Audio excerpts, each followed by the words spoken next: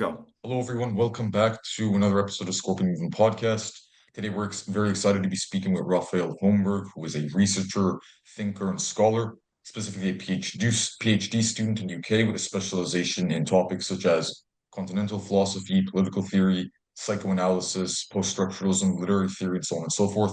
These are topics that should be more familiar to those who've been following this podcast since we began.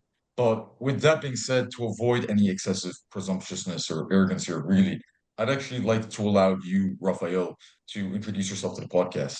Just tell us about what you do, what you've been working on, some of your key intellectual projects, and in this regard, feel free to expound upon any relevant matters and speak for as long as you'd like, or as long as you feel is necessary.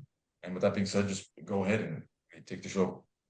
Well, thank you very much, first of all, for having me.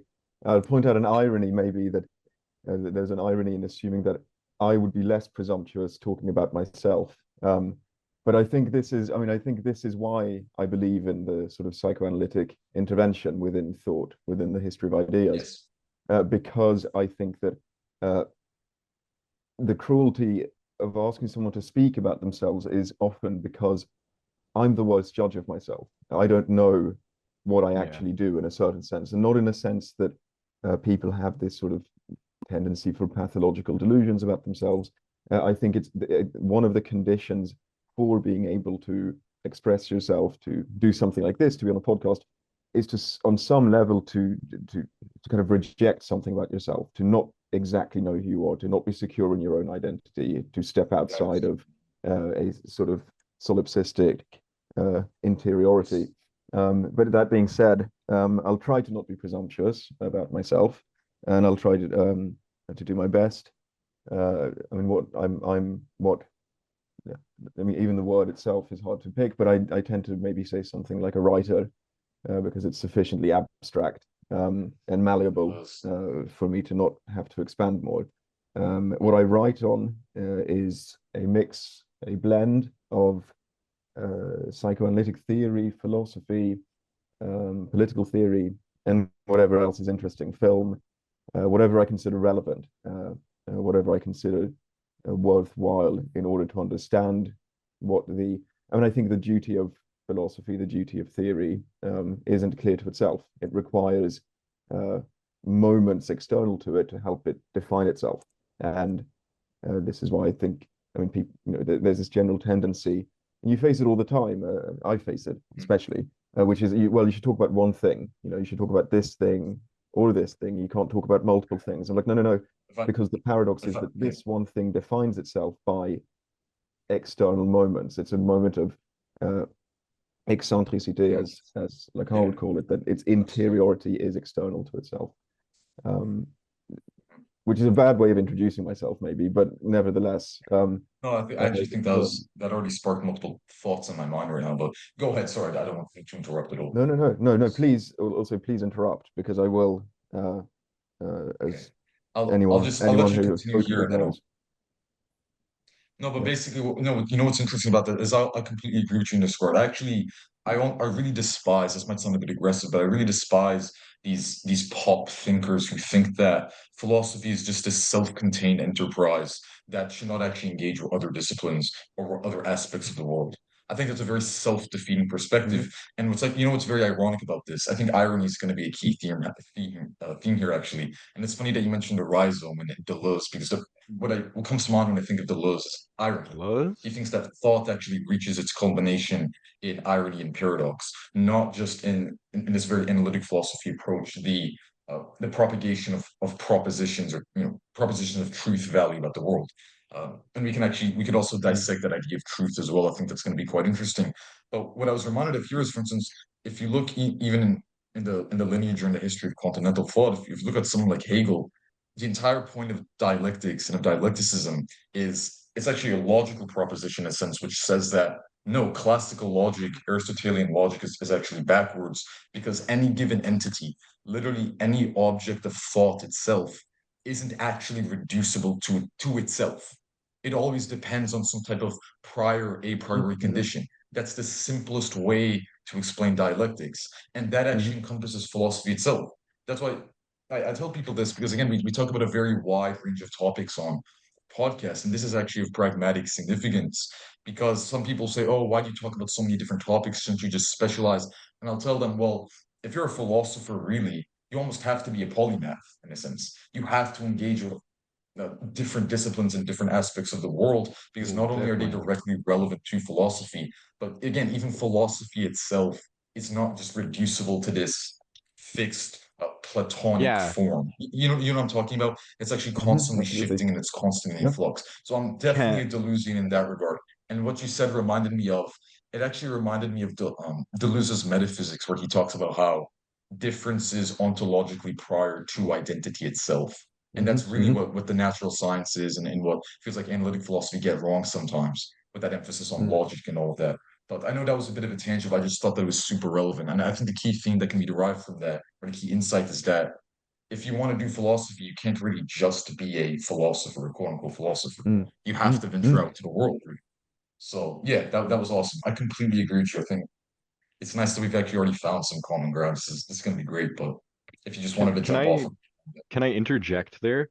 yeah, yeah, I definitely agree with the point you made of, being a polymath, because I feel like I guess, field I always gravitate to when it comes to just thought is philosophy, but that comes from my intense research into, spirituality, into politics, into, metaphysical things. I can't do philosophy without, the prerequisites.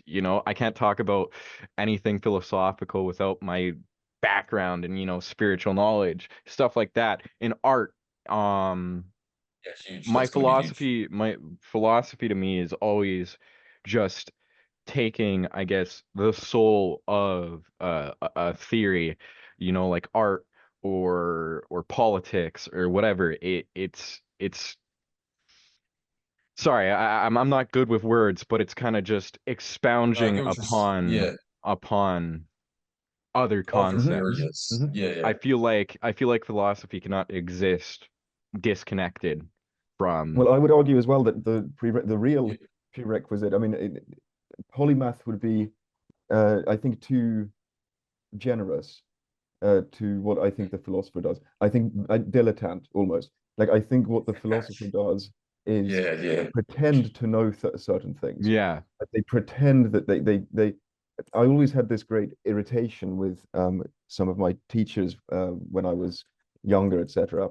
And as everyone does when you're a young student, you like to provoke and sort of say, well, what about this? What about Heidegger? yeah, What would Husserl say here? Whatever. And I thought the worst, most unethical thing possible was when a teacher would say, "Oh, well, I haven't read that, or we're not talking about that, or I'm not very familiar with that."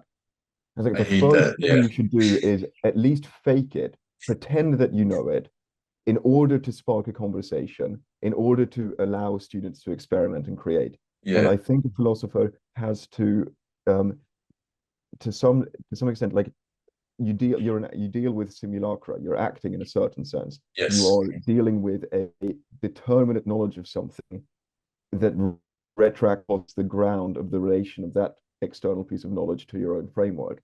That's the only way you can engage with external objects, by knowing them more of than those objects course. know themselves in a certain way. Yeah, And you of have course. to Yeah, reach out. I mean, this is the same reason that uh, I think if you read figures like I don't know, I mean, even like proto-philosophical figures, take someone like G.K. Chesterton. I mean, yeah, uh, his writings on the mystagogue, on what is an idea, things like this, seem to, in a sense, they're now justified by later um, either logical absolutely. or quantum Yeah, physical researchers, strangely, and it's because he has the arrogance to be a dilettante in a certain way. And I think this is what philosophy requires you to do, to be on yes. constantly uneven, uh, indeterminate ground in a certain way. Yes, no, definitely a certain degree of intellectual confidence is absolutely required, and I completely agree with you and sympathize with you on this in the specific point. In that, whenever I hear, for instance, academics who are supposed to be experts in this field and who are supposed to walk around with that intellectual confidence and even a certain sense of pompousness, really, as much as they might not like to admit that, whenever I hear them say, "Oh, you're asking me an interesting question, but I can't quite give you a full comprehensive answer because I'm not really qualified to speak on that," I just think, well, what the hell are you even doing then? I mean, are you really a thinker? Or are you just a bureaucrat? Or are you just a servant who that regurgitates the contents of a syllabus or a lecture or PowerPoint slide? That's not really thought. That's not intellectualism. And I harbor a very strong antipathy for those types of individuals, or maybe not on the level of personality, but on the Yeah. manner in which they approach their job and teaching. I dislike that completely. And I also agree with you. What you just said, I thought was very profound, in that oftentimes to really understand certain philosophical insights and points, you have to really go digging through the archives into the genealogical origins of thought to go into proto-philosophy. And I think from there The you can ant actually like find that, the sorry. anthropology of philosophy. Yes. Yeah, anthropology of thought, exactly.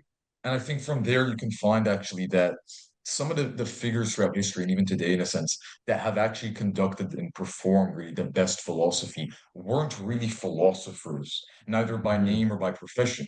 I think sometimes filmmakers, I think sometimes novelists, I think even scientists, dancers, and so on and so forth. That sounds really weird because people think, how are scientists and dancers, better philosophers than actual so-called philosophers? I think in many times they're better at it though, because they're not coming in with the institutional barriers, the institutionally provided Yeah, blindfolds, if you know what I'm yeah, talking about. I was definitely. just not to, Sorry. I'm just gonna one last thing before I let you speak, but this sounds so weird and even kind of effeminate. But I was actually reading, I have really weird reading habits, and we can actually talk about just books and reading and how we Hmm. approach that aspect of life because I think it's super important, literacy and all of that. But a book I've been reading, this, it sounds so weird, but I think it's called My Life, and it's by this lady named Isadora Duncan, and she was actually a 20th century avant-garde dancer. Not well, I think with a somewhat of a background in ballet, perhaps, but then she transitioned to the other forms of contemporary dance. And Hmm. because someone, just a friend that I know recommended this to me, someone who's more immersed in that dance world. And I thought, well, I don't really know that much about dance. I'm not sure if I'll find this interesting, but I was reading this, and that's as much a philosophy book as it is a dance book, really.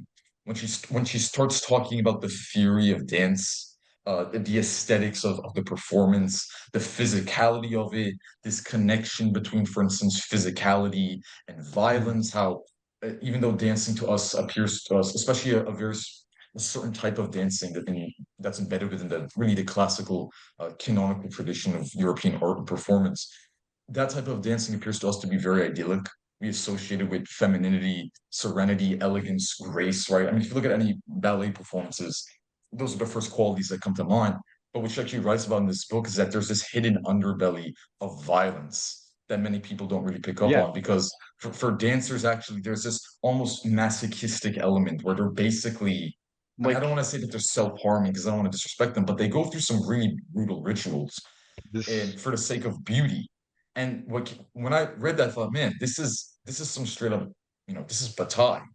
Like Yeah, this is 100% Bataille and those types of thinkers, like that Yeah, connection sure. between violence and beauty. But you wouldn't really even get that from many philosophical works. I think that is one of the most important philosophical points to actually be apprehended in the first place. But I got that from a dancer.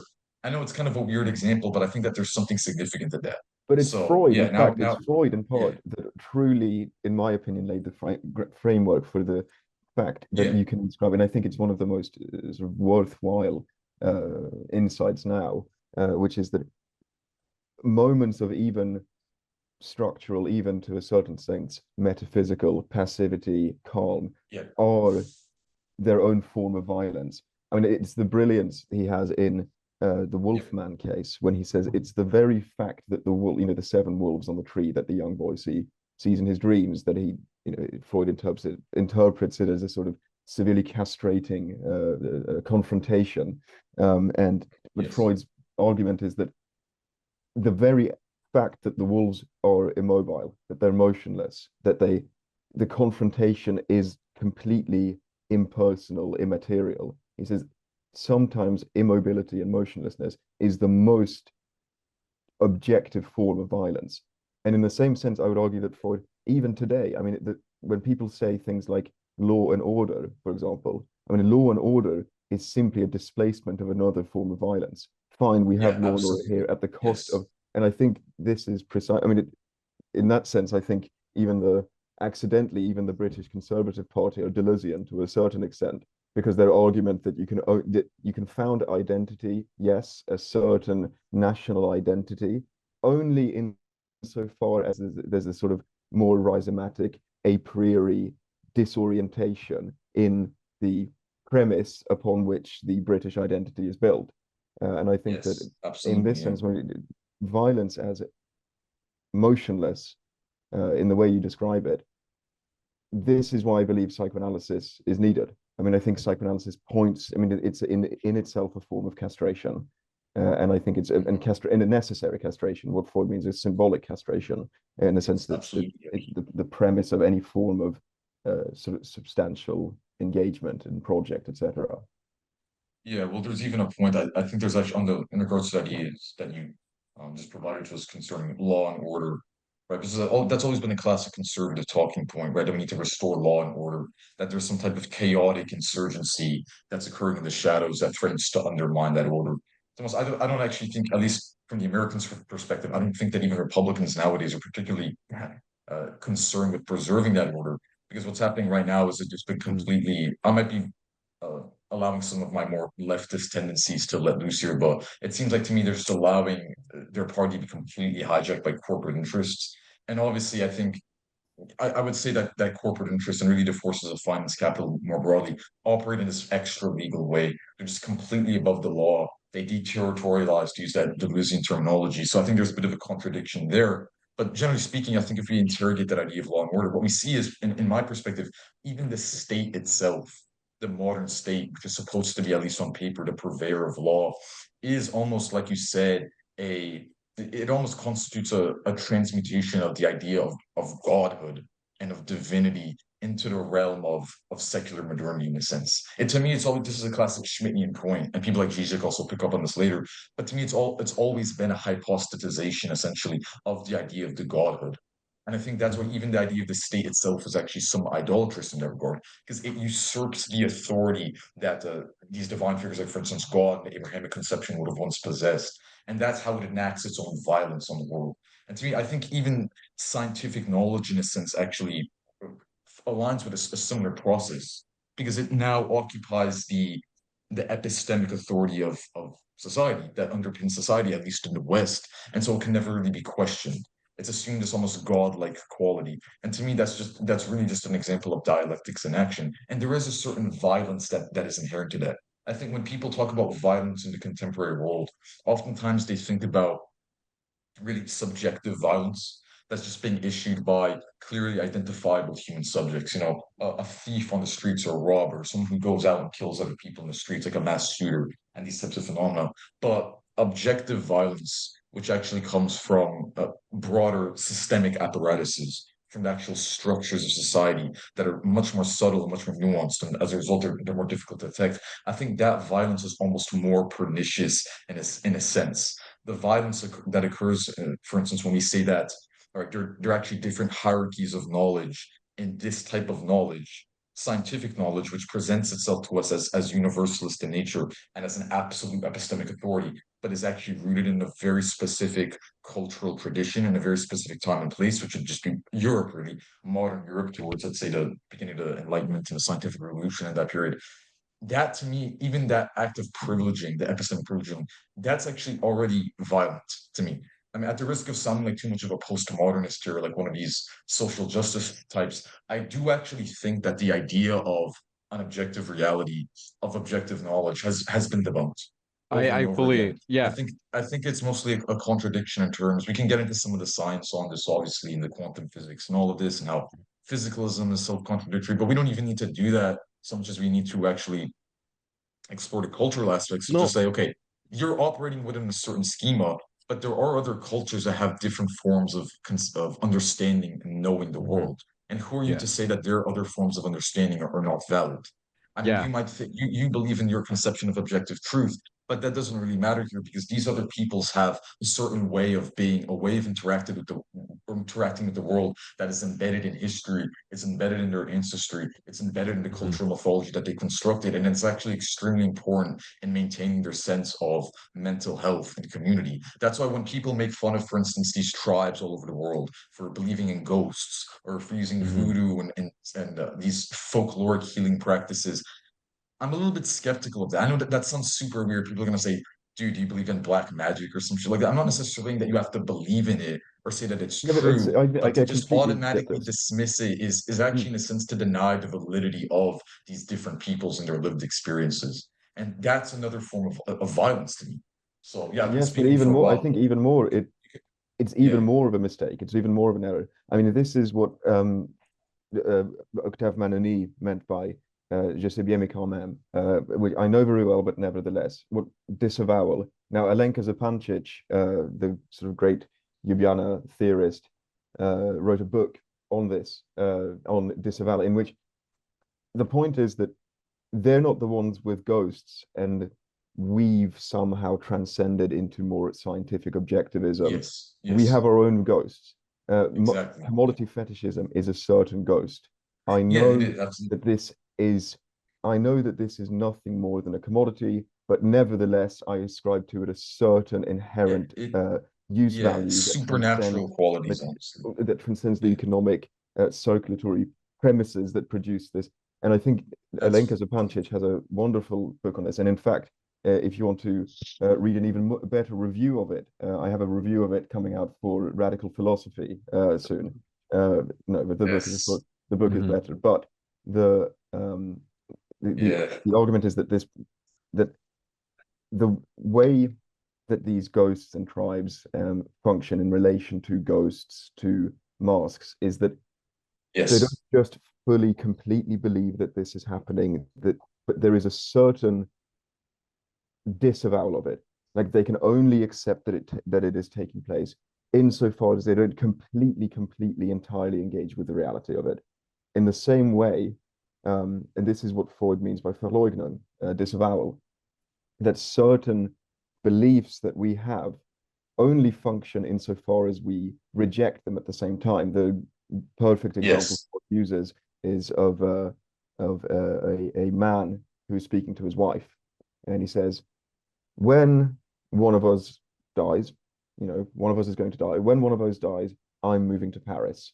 So the point is that he can completely accept, on the one hand, that they're both going to die. One of them is going to die, but when it comes to actually enacting and engaging with the uh, true implication of this premise, of this knowledge, then it shows that his behavior can't account for it. He's not able to accept it. Yes. So by admitting that he knows something, he then furnishes a more direct rejection of it.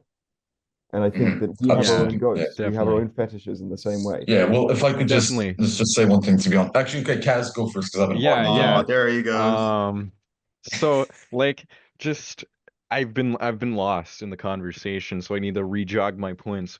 But going back to, the ballet, that certainly reminds me of a certain film. You all three of you have probably heard of Black it. Swan. Suspiria. Oh, Yeah, Suspiria. that that Okay. Yeah. that film really goes into kind of a philosophical analysis of, the pain ballet singers go through, the just rigorous training they go through. Obviously, it's a giallo horror movie, but Yeah. you analyze the text. I think there's something definitely Actually, more I there thought you were than gonna say just Black Swan. I don't know no, if not you Black guys have seen Swan. that one. That one's great too. So now Hmm. we pour them. But yeah. Anyways, go Um, ahead. Sorry. and you know. I probably misinterpreted the point you guys just made, but that reminds me of how we almost assign souls to inanimate things. I Yes. feel like people Absolutely. definitely, like, even with like a computer or a car or something inanimate. Even I get it myself when I'm talking to, like, when I discuss with like an AI chat bot or whatever. Like, it feels like a real person. You attribute these humanistic qualities to lines of code, and I'm always very formal and nice to AI when I'm Mhm. when I'm not supposed to be. It's just a tool for our our to cheat intellectually. Um and also going back to, I think, I definitely agree with the point that philosophers tend to be the worst at philosophy. I mean, some of my favorite philosophers, Gounod, not Gounod wasn't a philosopher. He wasn't like huge into these philosophical fields. He was into like metaphysicality. He was into spirituality. He wasn't a philosopher. Um, you know, Mishima, another one. He was Yeah. an actor and an author, and he's my favorite philosopher. It's like these different all these different groups, all these different people who don't have backgrounds in philosophy, I feel have the most profound points in philosophy in comparison to like philosophers. Academics. Yeah, Yeah. academics. And I hate academia. I hate academia with a burning passion.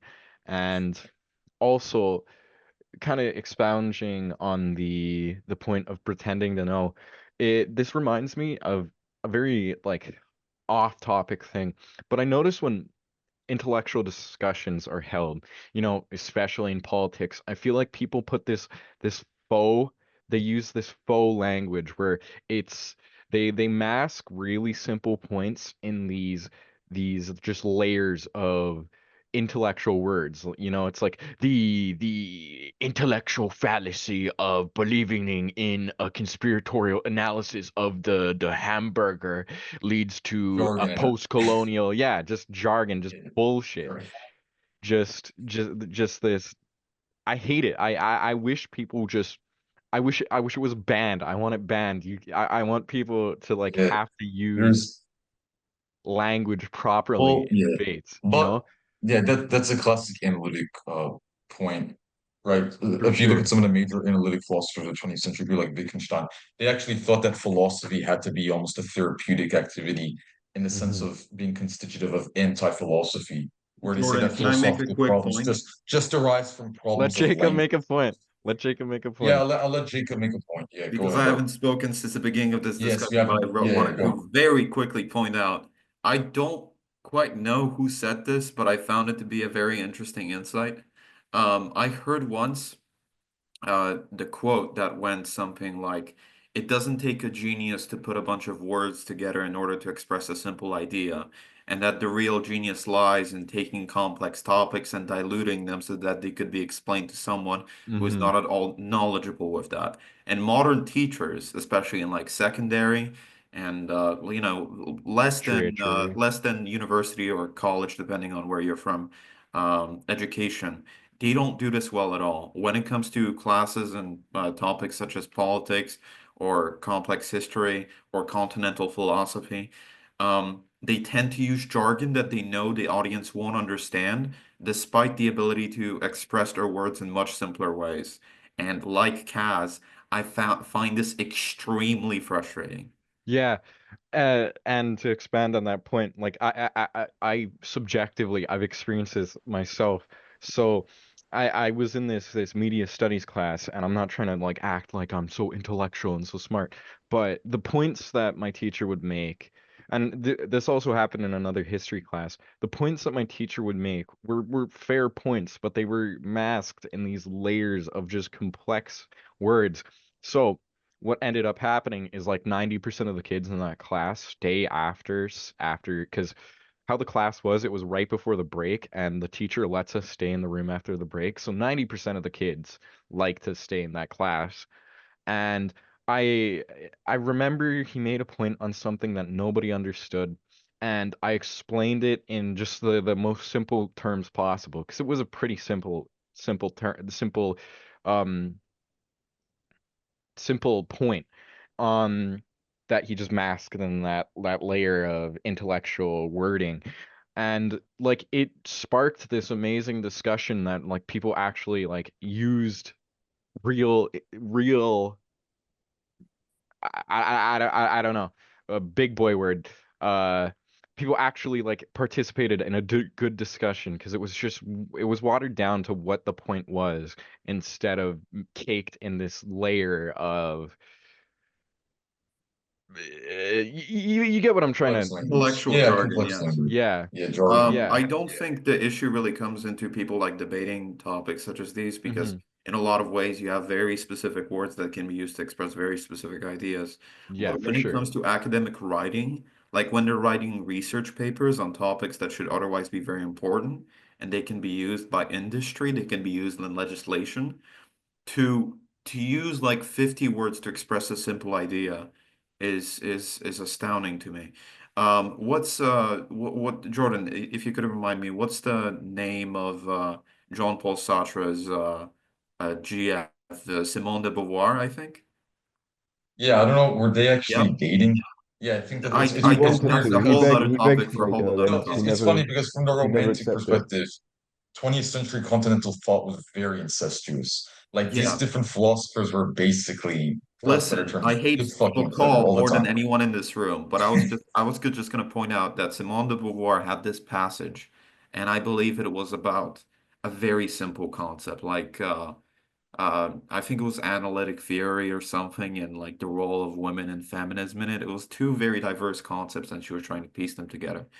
Um, she wrote 2 pages of it, and all of it reads somewhat like, when we look upon the contraceptions of the modern dialectic and how we consume it from person to person, we often find that the individual preferences of people when dealing with these conversating topics often deals in the minute details of, and it just went on and on and on and on.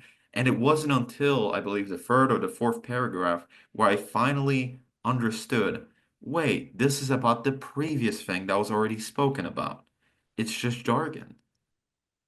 Was this in the second sex? Oh That's really the no, only. no, but I'm not a de that was Beauvoir. written I'm not a de Beauvoir more of to expert. be I never really understood by the average person, but it I was never like really one of found her her. to be that interesting. I never found her to be that interesting, to be The honest. second Even sex did have some jargon in it uh, though. I think yeah, we I never could found her to be let that. Raphael express his take on it Yeah, since he. sorry, because we've been talking for a while. Yeah, No, I no, just no. want I mean, when it comes to Simone de Beauvoir, I always side with Juliet Mitchell. I think she provided a real defense of uh, sexuality, of sexual difference in the wake, and as in defending sexual difference is even more feminist in a certain sense. And I always yes, I appreciate agree. Juliet Mitchell's intervention Oh, here. yeah, And definitely. but on the topic you mentioned ChatGPT and that you have this sort of performative politeness and things. Yeah. I believe in it. I think this is very important um, because I think that one of the things we have to accept with AI, just in this example, and I think maybe there's an aspect of um, some things only survive by having this sort of virtual, as you say, like a caked layer of Hmm. kind of gestural performance of trying to make Mhm. it sound more than it is. I think some things are their own deviations. So what I mean is, um, I think Valentine's Day is a perfect example of this. I think Valentine's Day is the uh, best form of kind of structural logic that you can imagine.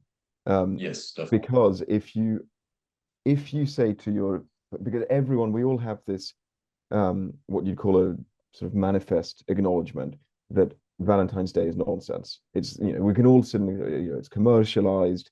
Who God knows where the cheap clothes and flowers and toys you're buying have come from, how they've been produced, under what circumstances, cheap cards, blah blah blah. It's a whole industry that I think everyone admits is bullshit. And at the same time, um, when let's say you give flowers and some chocolates or a card or whatever to your partner on Valentine's Day, you always say, look, I don't believe in this. I think it's nonsense. You know that this will never truly convey my love for you. It's just a stupid card. It's bullshit.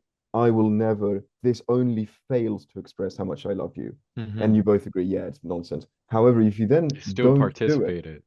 well, if you don't do it, then it's not, you haven't then affirmed, I love you so Yeah. much that I'm not doing it. You have Yeah, to entertain the fact that even though it's a ritualistic, bullshit, mediated thing, the expression of love behind it is only possible insofar as you express it badly. If yeah. you Okay. drop the bad expression of love, if you I'm drop the gonna imperfection of it, I'm gonna then like you interrupt lose love here, itself. Yeah, of but course. I certainly agree from like again, subjective experience. To me, holidays have never really mattered to me. You know, my birthday, that's just a day.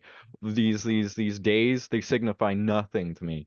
And a person very close to me on their birthday, I didn't wish them a happy birthday, right? Everyone Mm, else wished them a happy birthday, and it was my fault because it's someone who's like very, very close to me, and I should have, you know? But just to me, holidays are just not important. And you know, throughout the entire month, the entire year, I proved nothing about my loyalty, love, and devotion to this person. But on that day, it was like all of that was thrown out because I didn't wish them a happy birthday.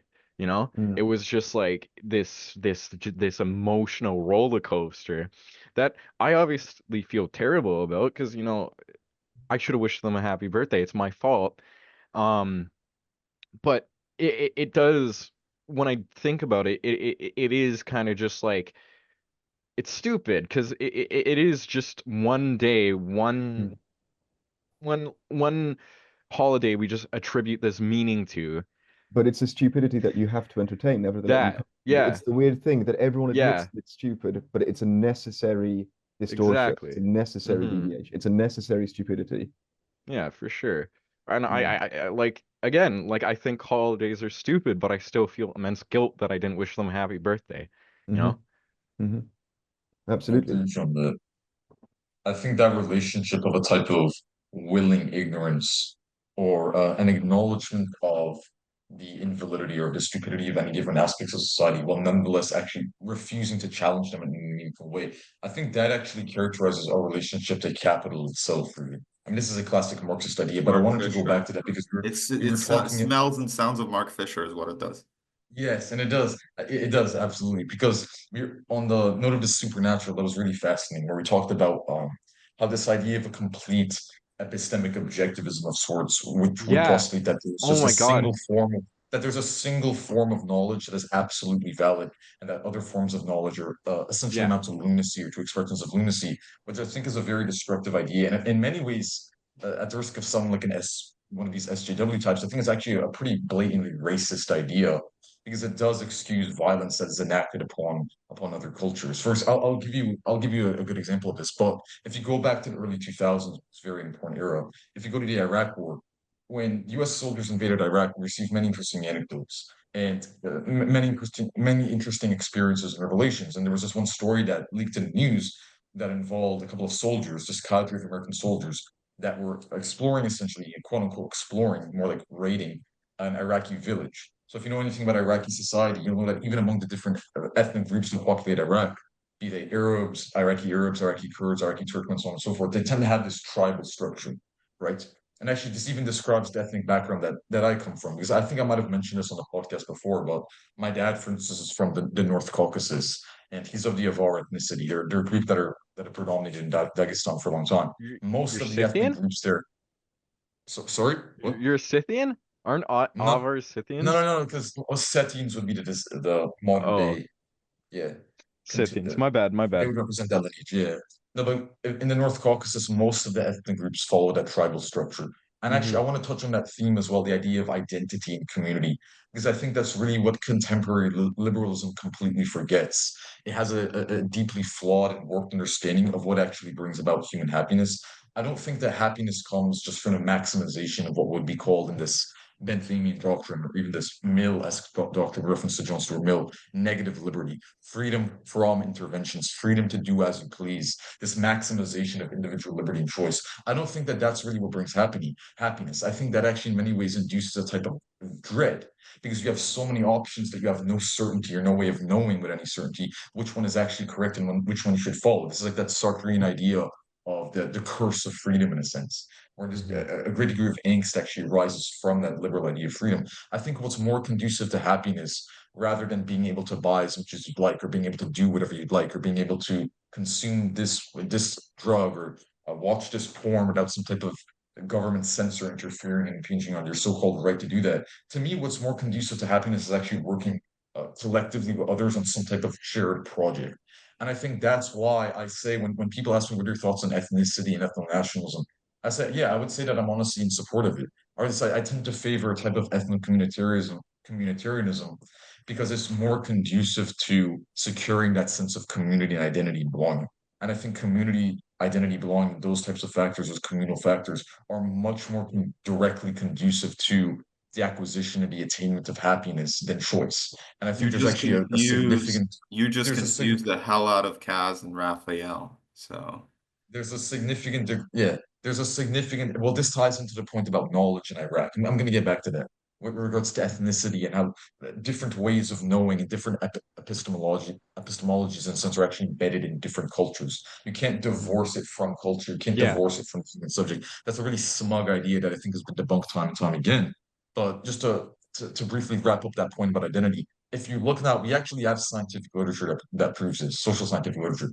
If you look at the literature on social psychology, positive psychology, clinical psychology, so on and so forth, the single strongest and most robust predictor of human happiness, long-term fulfillment, is a strong sense of meaning and a strong Community. identity. That would be self-concept in psychology. This has been Hmm. proven to exist empirically. When that breaks down, the chance that one will undergo some type of a state of depression, a Yeah. state of suicidal ideation, so forth, is extremely high. That's where this concept of Yeah. identity crisis. It's real. Yep. It's been proven to occur time and time again empirically. It's not just a matter of theory.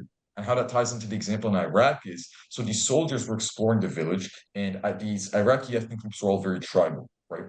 And different tribes actually have different functions or purposes in the world according to their tribal mythology. And they were talking to this one tribe, and they told this tribe, because they saw that the tribe wasn't very fond of Saddam's government, which was in power at the time and who they were trying to overthrow. They said, hey, you can work for us. We know that you don't like Saddam. We know that you don't like the family that he comes from. We can actually help you achieve your goals, and in doing so, you'll help us. So they told the guys in the tribe that it was a win-win. It was a bargain essentially. But in order to cooperate, they needed to secure certain prerequisites. And they found that that was actually very difficult because, and this sounds crazy, these Iraqi villagers didn't have a concept of mathematics. They didn't have a concept of numeracy like we do. In their culture, they didn't have a concept of numbers that were greater than 10. So when they gave these guys instructions like, oh, take this many number of guns or take this specific quantity of ammunition, it wouldn't work. They literally wouldn't be able to proceed with that because they didn't have that concept of numeracy in the same way that we do in the West. Now we might look at those people and that actually put really an end, or rather it hindered and impinged upon the American project in Iraq, which I think would actually be a good thing because I'm staunchly opposed to those types of projects, that type of imperialism. But the imperialism there, what's interesting, it doesn't lie solely in the domain of actual physical violence, of people marching in, pillaging the Iraqis, raping the woman, shooting everyone. That's the classic image that's been fed to us by the media. It actually lies in the epistemic domain to an equal extent. We might say, oh, these people are backwards or these people are primitive because they don't have this advanced understanding of the world through science and math that we developed. But who are we to really say that? I mean, if that's what gives them a sense of happiness, if that's what gives them a sense of community, if that's actually embedded in their identity, in denying that their epistemic authority or in denying the value of the claims that they make and the beliefs that they have about the world, this sounds so SJW type, but you are actually being racist. Like racism isn't just about saying, oh, I don't like X group of people. It's not just about being a so-called white nationalist, for instance, saying, oh, I'm like black people. Denying the actual epistemologies of different peoples is literally racist. Like that's 100% 19th century Anglo-Saxon style Rudyard Kipling imperialism. And I think that is a Yeah. fact that is constantly ignored in the modern world. And I hate this smug scientific view, which says that there's only one way of interacting with the world. There's only one way of Yeah. attaining knowledge, and it's solely valid because that just facilitates liberalism because it just homogenizes the world. The Yeah. prerequisite of liberalism to me is universalism. And universalism can only be achieved if you presuppose that there's a single objective reality that we all access. Because when that happens, when you make that presupposition, it doesn't matter if you're an Iraqi, it doesn't matter if you're Hmm. Japanese, it doesn't matter that you're Russian. Everyone just gets turned into this atomized subject, basically, Yeah. the individual subject. That's the Cartesian subject. That to me is Before it's one of the most brutal and profound forms of violence that has ever been enacted in human history, and almost no one ever talks about it. Mhm. Even But I critical think theorists don't also really touch this. there's So a yeah, third link here as well, which is yeah, yes, of course, sometimes racism isn't just direct fascist you drop the veil and you openly admit the fact that you dislike certain groups, etc. Sometimes I completely agree that there's a certain form of more universalized, globalized racism in the open embrace. Oh, we can share our mode of knowing our epistemological premises with you. But ironically, I don't think they're opposed either. I think this is one of the unfortunate tendencies that is very hard for sort of the liberal mindset, the sort of liberal capitalist mindset to admit, which is that it's not opposed to fascism. It is, absolutely. it has an inherent moment, which that is is fascism. That is basically fascism. Which is its fascist form, its fascist translation in a certain sense. This reminds me. This reminds me of this point I wanted to make earlier, and I'm going to expound on the point you guys were previously making. I think this happens. This ironically, like you labeled it fascist, but I used to be a third positionist, and my issue with all the multiculturalism and whatever was, I thought that it was this capitalist structure meant to completely destroy a nation's culture, ethnicity, and whatever, and subvert the nation to fit into this amalgamous giant liberal order. And all the people, all the nations that were affected by this just were killed. I mean, I think this is probably one of the most profound points of Mishima's writing. He was somebody who grew up in pre-war Japan, and then he saw the death of his nation in the American homogenization of Japan. It went from this very traditional spiritualist society into this decadent liberal capitalist society where people blow their brains out because the only thing Japanese society values now is your work and what you provide to your boss. Yeah, your boss. They aren't humans.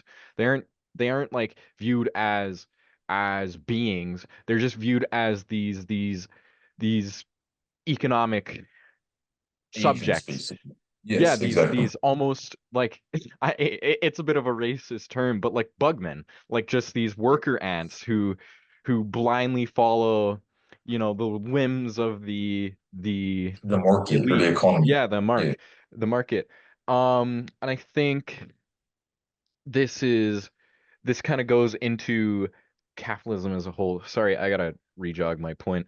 I think the objectivism of capitalism that really bothers me is all the statistics where a capitalist will go, but my GDP, man, all the issues in our society, but my GDP, look at the number, it high, man, it high. So you wrong. It just that doesn't secure human happiness. They have a completely flawed view of what actually makes people happy and what constitutes a good life. Yeah, like all these different ideologies are completely just null and void to a capitalist and the way we value ideologies in a capitalist society, because it doesn't make the big number. It doesn't make the big number. But I'd much rather a poor society where everybody's connected, where everybody has a reason to live, where everybody has culture, where everybody can create art, can create meaning, can have a meaningful life, instead of this society we live in where we're at this most prosperous time in history, but everybody wants to fucking blow their brains out. Because it's funny, we're sold that narrative of progress and prosperity and infinite progress into the end of the universe and beyond, but that's not really reflected in the actual data at hand that's available to us. If you look at mental health, actually, that's just a crisis that continues to worsen and exacerbate itself in the United States. Like I talked about this on the podcast that we did with Giovanni Panicelli, but in 2022, we actually saw a record number of suicides in the United States. Most of them at the hands of young people who inflicted it upon themselves. Very young people, guys below the age of 30, 18 to 30. That was the prime age group. That obviously doesn't align with the narrative of, like you said, Kaz, and rightfully so, of progress that we're sold. And actually, if you look at mental health, just generally speaking, rates of depression are largely going up. They're increasing, they're worsening. And that's something that's extremely significant. Yeah, and obviously, I don't think that great, in a sense, heightening the rate of economic growth or increasing that rate is going to solve this problem. Yeah, but I think also it's not going to solve it. I mean, the unfortunate thing is that this is also in a certain way a false antithesis. When I think if there's one thing we've learned in the last sort of 10 to 15 years, especially around since COVID, It's that it's not the alternative isn't everybody's rich but miserable, or people aren't as well off but happy. Yeah. Capitalism has also showed one thing: it's that it doesn't make everyone rich. It it No. it it It it in doesn't, fact obviously. doesn't. Yeah, It that's true. has it globalizes a certain logic of some type of sort of plurality of subjugation, upon which, I mean, the height of capitalist logic is the extensive destruction of small to middle-sized business owners, whilst Microsoft and Facebook and Apple, etc., Yes, absolutely. continue Yes. to. So it's not even that capitalism goes, well, it will make everyone rich, but Yeah, you it's might not have the even doing leftovers. that. Not even that Yes. premise is available to it. Yeah, That's absolutely. also false. Yeah. Well, again, okay, Cass, Sorry. go ahead. I have one point. I have like 3 points that I'm just gonna get into so you can properly Yeah, just yeah, explain your point in full. This makes me think of a lot of things. I mean, from subjective experience, I grew up in a very low income household, and these narratives that were sold about social mobility and all these things. I called bullshit on this stuff when I was like 7 because I saw my mom working 3 jobs, and I'm like, well, no, no, if I work, I'm not gonna get all these fucking things handed to me because, you know, my mom had to work 3 jobs to afford rent. You know, it's things like that that just make me, I don't know, that have caused cynicism from a very young age of just the system we live under. Like I've been very, very anti-capitalist since like as long as I learned, as soon as I learned about what capitalism was, I've hated it because it's just it's inhuman. It's these just it's power structure. All it is just a huge power structure. There's no humanity in it, but whatever. But well, the point of us progressing as a society, that this makes me think of specifically, women's rights and whatever. We've thought to have progressed women's rights when we really haven't. There's still this giant focus on the beauty industry. Most feminist accomplishments are just really did the inverse of what we think of what people think it did. Now that women can go out and work, all that did is just push another 50% of the population into the workforce and just turn them into mindless slaves. Like that didn't empower women. That just made them oppressed again. That just made them economically oppressed. Women already had to This is suffer all exactly these Adorno's social argument. things. They had to yeah, already make these social issues they suffered, and now they're economically oppressed. And these social changes we have, the sexual liberation, that's done nothing for women. That's turned women into just these objects of male fascination, of male objectification. Like exactly. dressing like a, for lack of a better word, whore does nothing for you except just feed into this male gaze. It doesn't help the woman. It doesn't do anything for the woman. It just allows a man to Yeah, objectify the woman and look at her for purely her and sexual even and that physical process, worth. yeah, even that process itself is perpetuated by capitalists who profit Yeah, off it to a yeah, tremendous extent. But yeah, I'm just going to get some water. But when I come back, I do have some points to make about gender and feminism and these related issues. Because earlier, yeah, Raphael, you said something that was really interesting, where you said that in a sense, the logical conclusion of the sexual liberation movement is actually the impossibility or the preclusion of the preconditions of feminism itself. Because if you completely abolish gender and you bring about this post-gender society in a sense where gender is just an anachronism or a linguistic construct, then there's no actual concept of a woman or of a female to even defend. And so feminism yeah, itself becomes something that's completely incoherent. I want to riff on that when I get back. I'm just gonna get some water, but yeah, go ahead, yeah. guys. Go ahead. That's not that. But at that point, it's not feminism. It completely takes away anything that makes women beautiful and unique and valid. That takes the point away from fighting for women, because if we view women to these things to all be equal and whatever, there's nothing that makes a woman inherently spiritually or physically or emotionally or anything. It doesn't make women worth fighting for.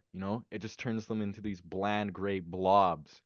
It doesn't, there's no thesis, for lack of a better word. There's no there's no synthesis. There's no synthesis of, you know, these masculine things and then these feminine things that wholly uniquely create some like a woman. There's no synthesis of these cultural ideas of a woman.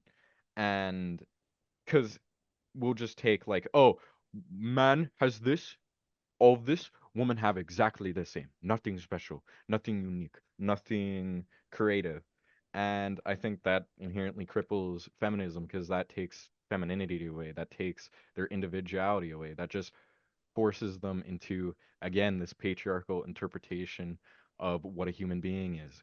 Um, Well, I think and that this is like uh, it reminds me of the one Nietzsche uh, aphorism, whatever, that can only, I would argue, only be read in a Marxist frame, like unlike much else.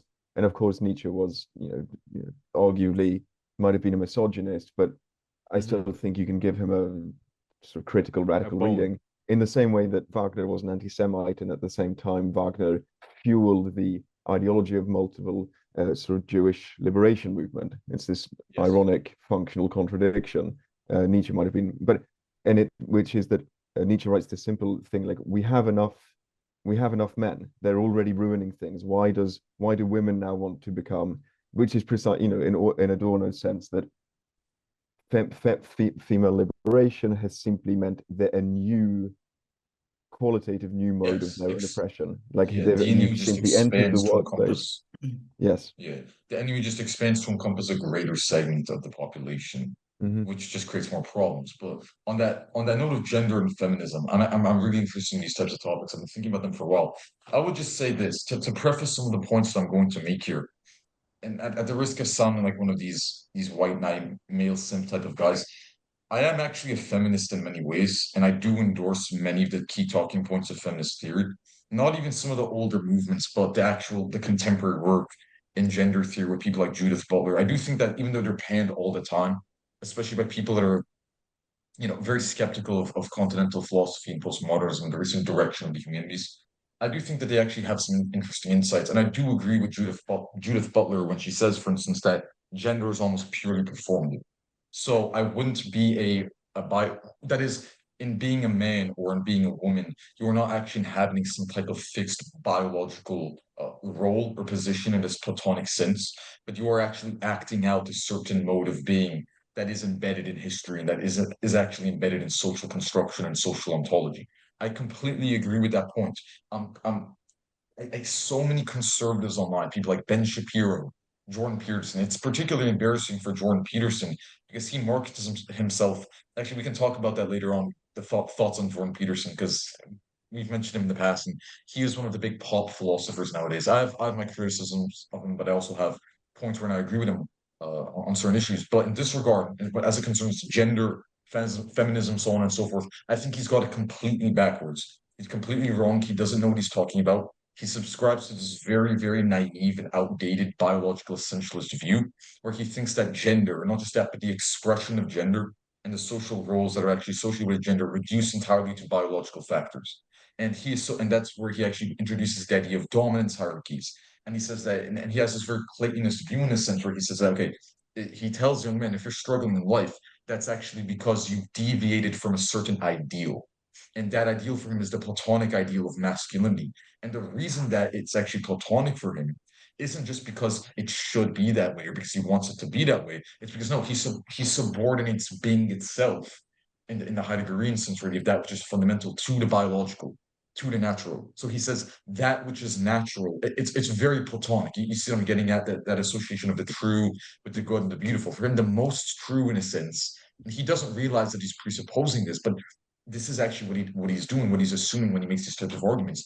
For him, when he says that, he presupposes that what is most true and fundamental is the physical world and the natural world, the world of biology, the world of biophysiological mechanisms, of genes and the propagation of genes, and so on and so forth, and DNA. And because that's the most true world, it's also the most good world, and it's also the most beautiful domain of being.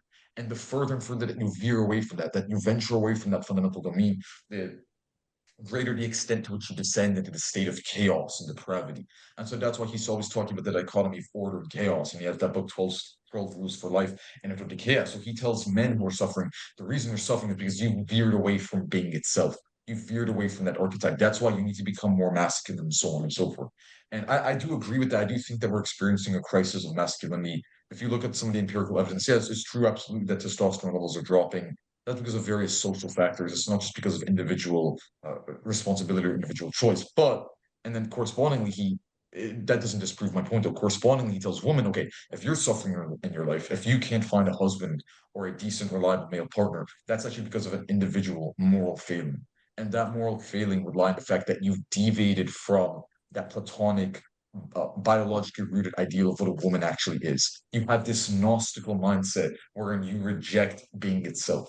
I disagree with that. I don't think that gender is reducible to the biological domain. And here, I want to see what you guys have to think about this because this is super important. And these types of thinkers, these conservatives, get it completely wrong where they say, oh, sex and gender are the same thing. Or they say, oh, you dumb libtards, you should open up a biology textbook. Biology textbooks won't tell you about, they won't tell you the truth about gender. And the reason why that happens here is because there's a category error. So a category error in logic would be when you treat a certain entity as if it belongs to and possesses the properties of a class to which it does not actually belong. And whenever that happens, significant confusions arise. We can think of this in the ontological lens, for instance, or through the ontological lens, whereby, for instance, one would mistake the mental, right, properties of the mind and of consciousness for the physical. And that will just lead to a very crude form of determinism, which actually denies the possibility of human agency and free will itself. It's very destructive and it's completely backwards, ontologically speaking. A similar crisis is happening here when people are failing to realize that, no, if you look at the world of nature, there is no intentionality in nature. There's no inherent teleology in nature. There aren't these subjective qualities that exist in nature. In fact, if you actually posit that, what you're doing is, rather than being scientific, you're actually negating the possibility of science itself because you're ascribing these supernatural qualities on nature that aren't actually derived from nature itself.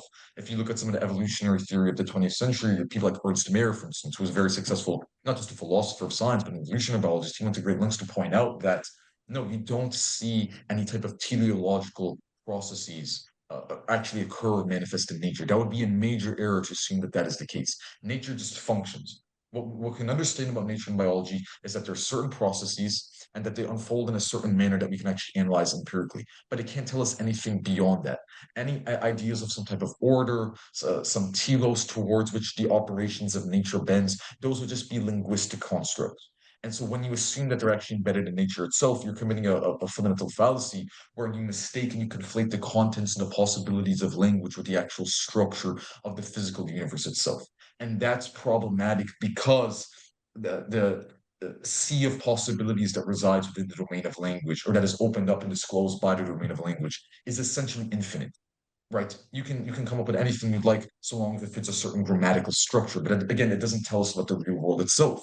And that's exactly what's happened. That's why I think, for instance, it's actually very fallacious to even say that the heart or any other type of organ, any other physiological organ really, has a certain function. People all the time in colloquial and medical discourse alike, they say the function of the heart is to pump blood. But how do you know that the function of the heart is to pump blood? Any presupposition of a function or some type of telos can't be derived from empirical observation. It's a metaphysical claim. That's not scientific. That's a major fallacy. I don't think you can say that the function of the heart is to pump blood, or that evolution, for instance, evolutionary processes bend toward a certain end. I think most people's understandings of natural selection, genetic drift, and these types of processes is completely flawed. And with that being said, there's that gap, that ontological gap that separates concepts like gender expression, sociality, and so on and so forth from the biological world. It is logically impossible, in my opinion, and it's not in my opinion, I think it's a fact that can be proven through logic. It's logically impossible for gender and any other type of socially mediated expression to reduce to the biological realm. That would be a category error. And that's why I think these types of theorists are completely wrong. But with that being said, and I know that that was a bit of a long-winded explanation, it's important because where I disagree with some of the social constructionists, and I think you, Raphael, you actually touched on this when you said that, in a sense, there's this contradiction that's embedded within the logic of feminist theory, because if you take it to its logical conclusion, it actually precludes the possibility of feminism itself. Because when you deconstruct gender, what's left? If you don't have a concept of a man, if you don't have a concept of a woman, you don't actually have any object or entity to defend. It's just forms. or these post-gender androgynous beings. So where I disagree with some of these deconstructionists and these social constructionists like Judith Butler on gender is, I say, okay, just because gender is a social construct, which is true, obviously, I think anyone with a possessed of a modicum of intelligence can realize that. Just because it's a social construct doesn't mean that you need to destroy it and level it. I don't Mm. believe that there's even a human existence or domain of human existence that lies beyond society. A Mm. privileged society. The beauty of human existence is that we have metacognition and that we have intentionality in our actions. As far as an intentionality that underpins our actions, as far as we know, that's really the sole factor that distinguishes us from a cat or a dog or a pig or any other animals. They don't have the metacognitive capabilities that are required to actually posit these types of social constructions. I think we should actually cling to that. That's what gives us our humanity. I don't believe in just deconstructing any semblance or notion of gender, and that's where I think they get it completely wrong. But yeah, I would Mm. say that that would be a good summation of my views on gender and feminism, and so on and so forth. And I've been talking for a while, so Raphael, if you want to go ahead, or if No, anyone no, else wants that's to. not a problem. I mean, my stance, as I said before, is with Juliet Mitchell, who fundamentally defends something like sexual difference. And when I say Yes. sexual difference, it's in a sort of it's in a Lacanian sense. What Lacan recognizes is not simply that there's something like a whatever happens, whatever sort of symbolic performative differences, whatever sort of ritualistic practices there are that separate men and women, there is nevertheless such a thing as, well, one has a phallus, one doesn't.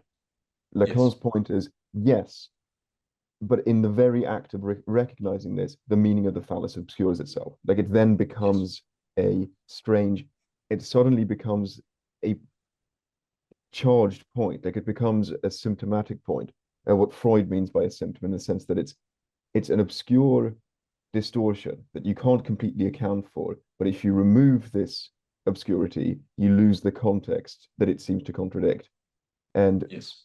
the point of the phallus is that it's not a point of centered. I mean, I think this is where Derrida was always wrong about psychoanalysis, and because the whole point for Lacan of the phallus is that it's not a centered moment of sort of uh, permanent, sort of transcendent presence. Yes. The very point is that the phallus points to the possibility of its own absence. It points to the Yes. Yes. symbolic moment Exactly. in which its power is questioned by the very act of being powerful. Like Yes. it's a Yes. in a So certain way, it's a king that would be his own court jester in a certain sense. It's a king yes. that would Yeah. denigrate himself in the very act of Yeah. expressing his whatever, his stateliness. And the phallus is the sign of its own absence. The phallus is the sign of its own absence that then has to be inscribed with a certain. So it has a real value, but it's a real value in the sense that for Lacan, uh, it has a truth function, but the truth for Lacan is the great paradox that it's not that the truth for us is difficult to accept, it's that the truth can't handle itself, to twist the words of, you can't handle the truth, for Yes. Lacan, the truth can't handle itself. And because the only way that something like the only way that something like the basic frames of our sort of symbolic or social narratives can be opened up and understood is insofar as they simultaneously obscure themselves.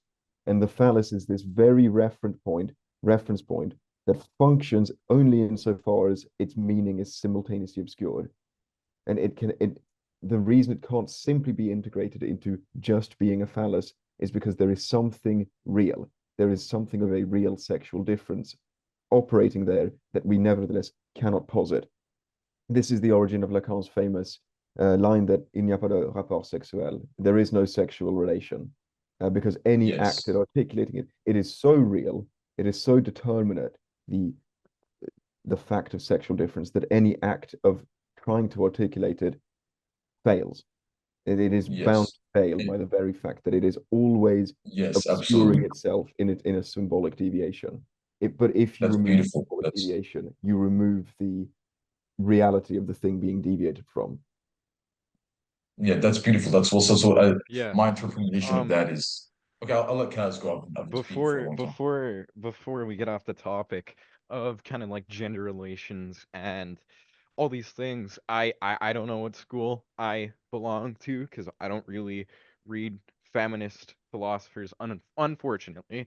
Um, but I think it's different amongst the genders. I think kind of the engineering of women is like 20% biological and 70 80% um cultural. And okay, 4 minutes left. And with men, it's 60% biological, 40% cultural. I think when it comes to, issues of the way we treat women, the way women are interpreted, um, the way women act is mostly cultural. It's mostly cultural because these women don't have these biological inclinations to a lot of the things they've done nowadays.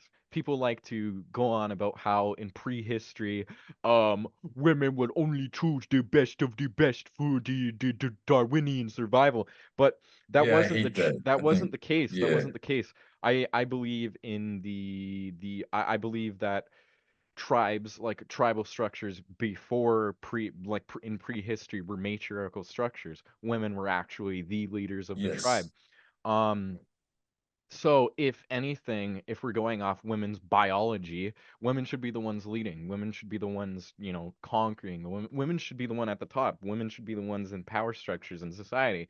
But we don't organize society based on the actual biological truths, I believe. It's entirely just our cultural interpretation of a woman and what a woman's place is and where she should belong. And whereas it's different with men because, murder, rape, killing, that is kind of inherent to our biology. We are the hunter. We're the hunter, we're the fighter. That is within our biology to discharge our power.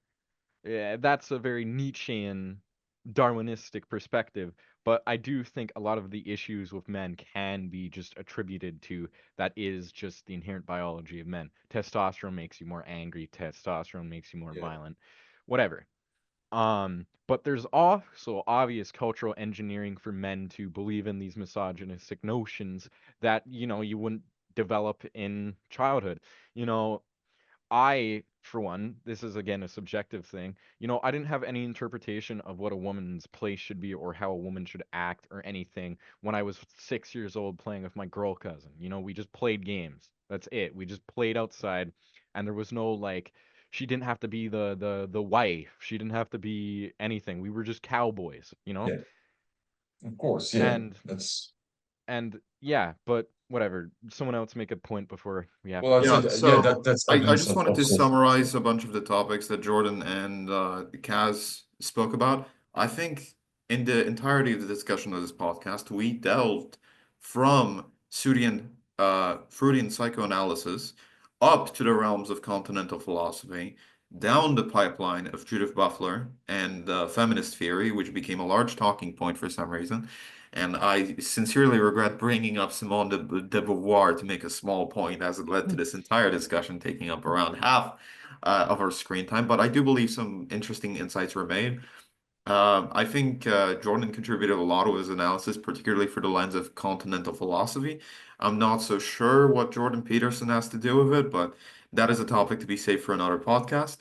I think Kaz contributed a lot as well, particularly when he delved into, I guess, the Nietzschean interpretation of personal experiences. I think we lack on this podcast a more analytic lens through which we perceive personal experiences. And I believe this all links back to the initial point that Raphael made when trying to introduce himself. He spoke of how you are the worst judge of yourself, going not only Hmm. by continental philosophy, but by psychoanalytic I theory, mean, a number of that's why I topics that he wanted you explores to introduce in myself Substacks. when at the beginning of the podcast. Yeah, so I think delving back to that topic just to finish everything off, it is best to relay that to another person, but then we delve into misinterpretations where cultural concepts, whether they be something like the role of gender in society, the general social conservatism and where it leads us in the modern landscape, whether it is through both the Kantian and the Marxist interpretations of modern day capitalism. As we strive towards these topics, we often misinterpret them, particularly because we are in the role of the observer. And I think that strikes a particular chord when we talk about the discussions of defining ourselves and defining the self, because we lack words to describe ourselves while simultaneously not wanting to give up that power and that leverage to someone else. So, insofar, I thought this was a very intriguing discussion. Rafael, I do know that you have to go very soon. I wanted to know if you had any more thoughts before we finish off the discussion. I would, the only thing that I would like to add is when you ask, I completely agree that there's this sort of biological ground that we then easily misinterpret. But I would argue in part, as I've done in some of my papers and blah, blah, blah, which is that the biological ground itself is incomplete. It doesn't understand itself. It requires, this is Yes. precisely what's meant by the Freudian Trieb, by what F.H. Bradley means. But if we mean, if by real we mean something that doesn't contradict itself, then nature is absolutely not real.